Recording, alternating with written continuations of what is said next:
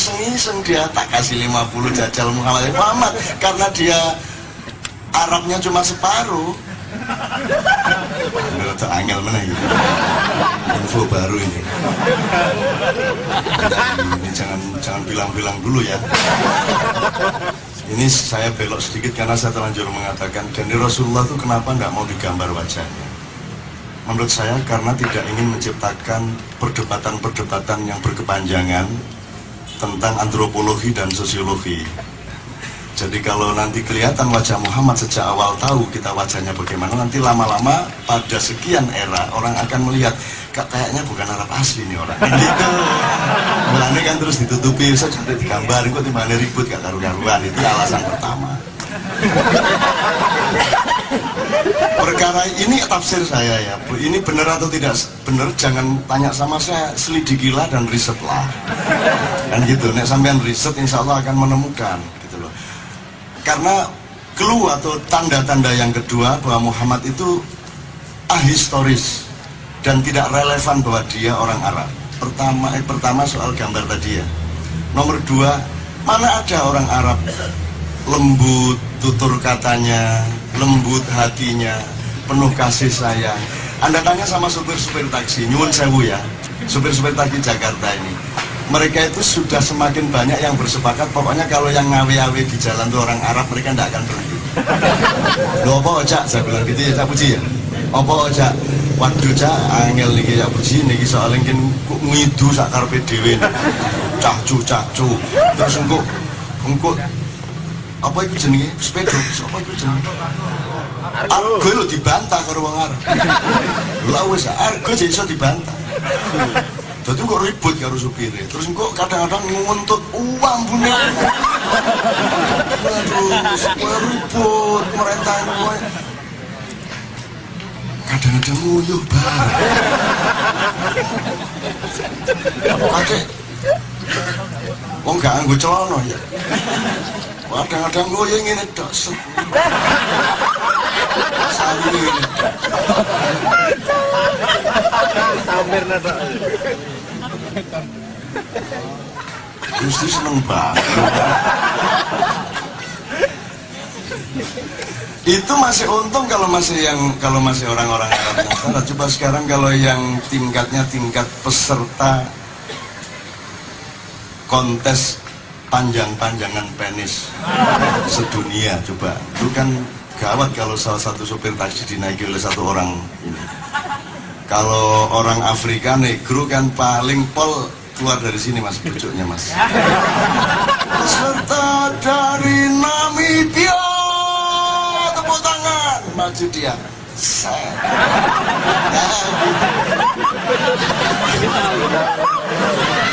Peserta kedua dari Cina, terus ini.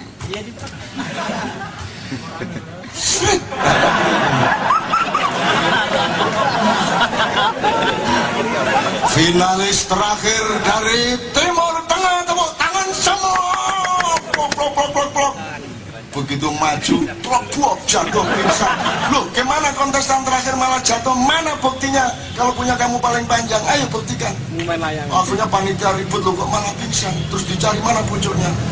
Diurut, metu pucuk. Ternyata di Pamulang. Pucuknya di Pamulang. Bongkotannya di kene ya. Kelindes truk, kelindes. Terus pingsan ya. Nenggok gak karuan ya. Ya kalau orang yang kayak gitu naikin taksi Jakarta kan susah supirnya. Gitu loh. Maka mustahil. Maka muncullah para habaib ya Gus ya. Para habaib itu muncul, mereka orang Syria, orang Yaman, orang Hadramaut datang ke Mekah karena kagum mendengar kok ada orang Arab berperilaku dan bertutur kata selembut itu. Kalau jalan Rasulullah itu kan begini. Ini jadi seperti orang menuruni bukit, wajahnya menunduk ke bumi. Dan itu tidak ada sepanjang sejarah orang Arab turunannya Nabi Ismail maupun Yahudi turunan Nabi Ishak yang jalannya seperti itu semua kan dursosono. Geratak.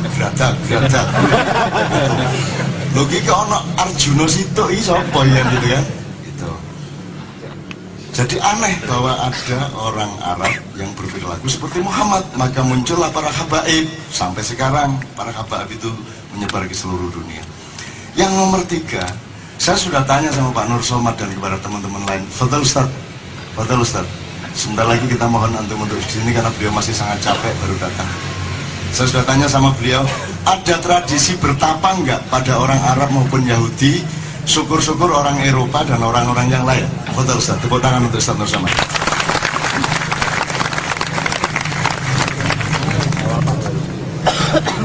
Ini nanti saya cuma meminta Anda meneliti ya, bukan untuk mempercayai saya ya. Menurut Ustaz Nur Somad tidak ada tradisi bertapa. Lah kok ini ada satu orang kok suka menyepi di gua, namanya Muhammad. Dan itu tidak pernah diberi contoh oleh bapaknya, neneknya, kakeknya. Semua tidak ada yang punya tradisi bertapa. Setahu saya para bertapa itu hanya ada di negara-negara tropis, dari India sampai Asia Timur. Lah kok ada satu orang Arab bertapa ini? Kalau gitu, ini pasti gennya agak tidak murni, ini pasti ada campuran ini. Kalau Abdul Muthalib mungkin murni orang Arab, tapi Siti Aminah ini orang mana nih aslinya? Oke, kalau tidak bisa dan belum pernah ada riset soal Siti Aminah ya. Oke, kalau gitu ini asal-usulnya Nabi Ibrahim punya istri seorang imigran namanya Siti Hajar. Kulitnya mateng, coklat tua. Wajahnya agak tidak terlalu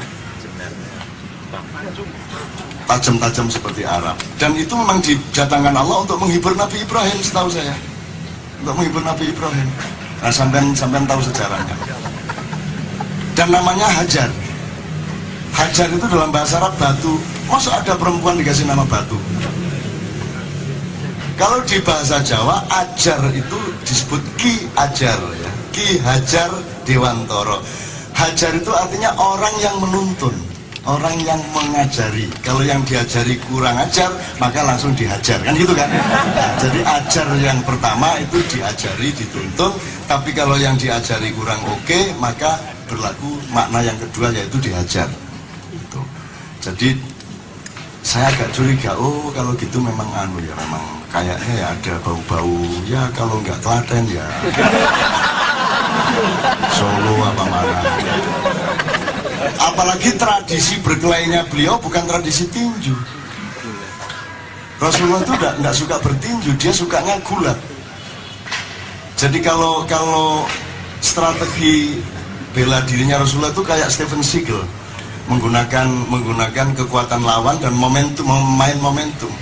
Jadi ketika ada salah seorang kafir yang mengejek-ejek dia gitu kan, di awal-awal dakwah kan dolan ke Ka'bah ngomong-ngomong tentang tauhid, tentang Allah yang sesungguhnya dan seterusnya. Terus ada satu orang yang selalu lewat ngejek tauhid nih. Tiap hari gitu, Nabi Muhammad sedang ngobrol sama siapa, terus dia lewat tauhid. Lama-lama manggil kan, jancuk. Lama-lama langsung beliau berdiri, taruhan wis, duel kita. Kalau saya kalah, saya akan berhenti berdakwah. Bismillah, nyun sewu gitu. Tapi kalau saya menang, kamu tidak perlu masuk Islam, tapi kamu jangan ganggu saya lagi. Deal? Begitu deal, dia bilang oke, Rasulullah langsung nungkul mas. Jadi nungkul itu lehernya diginiin sit, sambil kakinya masuk, diginiin cet, dikunci. Itu persis betul adegannya.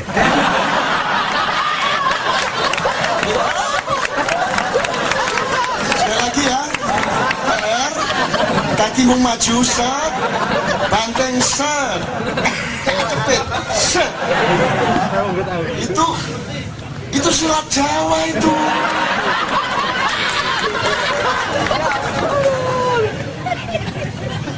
Silat Jawa itu kayak begitu itu.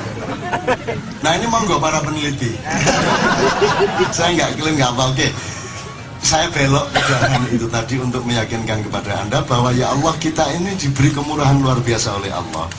Bahkan para pekerja itu kalau kita nilai secara fondasi atau secara akhirat tadi, secara hakiki ya, pekerja itu bukan orang yang berpolitik saja. Kalau kita kembalikan ke budaya, jangan dikira pelaku politik hanya anggota DPR dan anggota parpol, kan gitu gampangannya. Jangan dipikir pelaku kebudayaan adalah hanya seniman dan sutradara. Jangan dipikir pelaku dakwah hanya ustadz-ustadz dan kiai-kiai. Semua Anda ini Anda semua mubalighin, Anda semua dai. Anda hidup baik-baik, dipercaya oleh tetangga, itu sudah dakwah yang luar biasa dibanding Anda ngomong.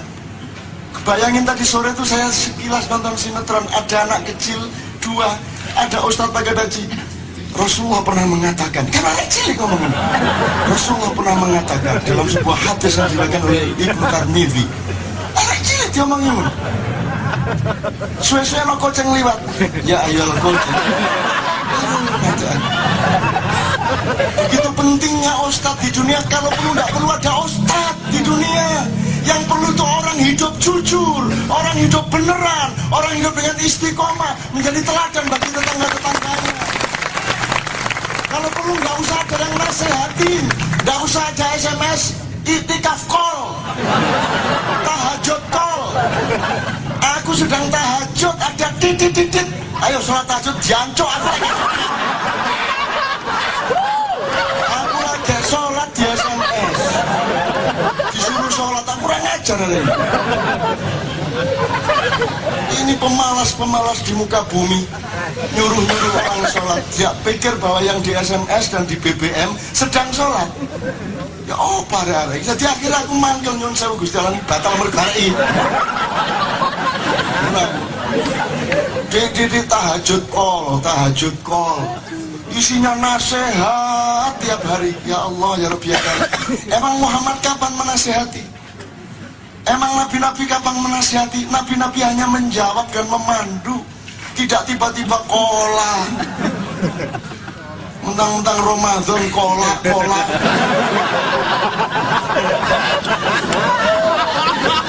Maka ya Allah, kalau bisa nggak usah ada ustadz di dunia, nggak usah ada kiai di dunia. Itu penghalang hubungan Allah sama hambanya. Allah sama kita jangan dihalangi siapapun. Rasulullah yang ada di depan kita dan dia duduk bersama Allah di hadapan saya. Dan jangan ada majelis ulama, jangan ada siapapun di depan saya ketika saya melakukan sholat kepada Allah. Jangan ada tokoh, jangan ada ulama, jangan ada siapapun menghalangi kemesraanku dengan Allah. Kamu harus punya harga diri seperti itu. Kalau saya sholat karena Allah, tidak karena kiai saya, tidak karena ustadz saya.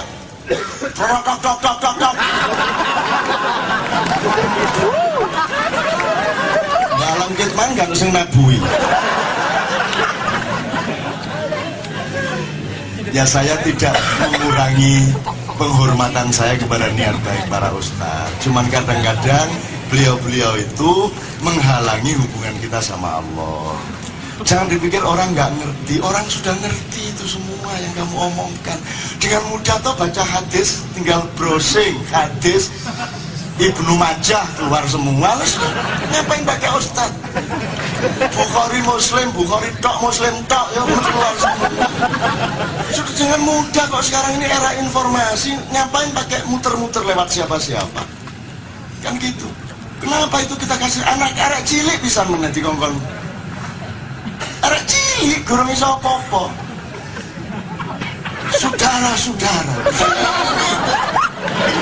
Dobol kan gurung tau dibaca ilatmu ta ya. Wis sunat tak gurung kan. Tak delokno PT dicocok belimu apa. Arek cilik dikongkongin sumur-sumur. Emang itu kan sebenarnya lomba deklamasi, cuma isinya deklamasi itu apa yang disebut dakwah. Dan tidak boleh dakwah kok halus lembut, mesti harus orasi toh. Qala Rasulullah sallallahu alaihi wasallam. Mesti ngene toh. Mesti nantang gelut. Kata gak? Semua dakwah-dakwah kita nantang gelut. Kecuali satu, jamaah.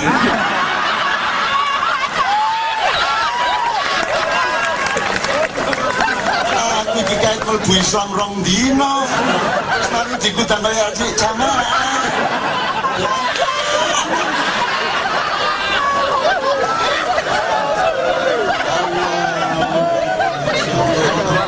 Semuanya saya hidup di dunia, ya Allah. Rabbana ma khalaqta hadza batil. Lucu-lucunya makhluk. Untung Engkau Maha Pengasih, Maha Penyayang.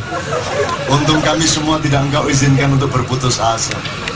Kata para syair, kata para penulis syair, ya nafsula taknati min dallatin azumat innal kaba'ira fil ghufrani kallaman. Engkau yang pernah berbuat dosa sebesar apapun jangan pernah berputus asa. Karena seluruh tumpukan-tumpukan dosamu itu sebesar apapun, dia akan cair, dia akan menguap oleh dahsyatnya kekuatan ampunan Allah atas seluruh umatnya. Mulai saiki gaya dosa sing wakeh. Sing wakeh itu. Kawinilah pelacur-pelacur. Karena itu kemuliaannya tinggi. Sing wis rabi gak sidur-sidur pegaten. Golek pelacur cek dhuwur derajate. Sesir untuk gendeng mainan. Gitu ya teman sekalian, Ana hanya ingin meyakinkan Anda semua. Yang bekerja untuk maghribnya Indonesia. Maghrib itu maksudnya kita akan mengakhiri semua ini di momentum syuruk. Kemudian kita akan menikmati kontemplasi, kita akan menikmati merasuknya kembali nasionalisme yang sejati. Kita akan merasuk, membangun kembali kalimat-kalimat yang salah dan doa-doa keindonesiaan yang salah. Bahkan lagu-lagu kebangsaan yang salah akan kita dandani. Nama Indonesia mungkin bisa kita rubah, bendera Indonesia biasa kita rubah, tapi kita akan punya Indonesia baru. Kita akan punya kebangkitan nasional kedua. Kita akan punya proklamasi yang diperbaharui, seperti orang nikah diperbaharui. Soalnya kata Yon Kuswoyo tadi malam saya silaturahmi ke Yon Kuswoyo, dia juga bingung Ustaz. Dia bingung. Cak Indonesia itu di mana kata dia. Lah yang begini gak iso cari lagu nasional di sana kok. Di sanalah aku berdiri. Jadi kita stadion. Di sanalah bingung di Indonesia itu. Ya lagunya salah. Akhirnya Yon Kuswoyo, vokalis Gus Plus, menyimpulkan WR Supratman itu waktu bikin lagu Indonesia Raya pas umroh.